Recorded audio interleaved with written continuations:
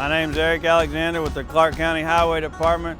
We're going to show you how to fill a pothole with Easy Street asphalt. First of all, we're going to clean the debris out of the pothole. We can also leave the water in there. Okay, our next step now, after we got the debris out, we'll bring the truck over to fill the hole in with Easy Street asphalt.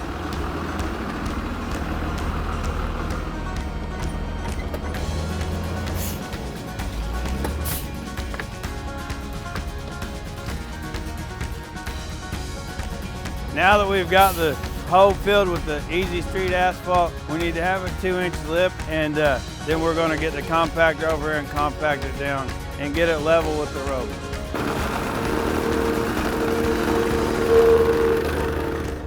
And that's how we fill a pothole with Easy Street asphalt with the Clark County Highway Department.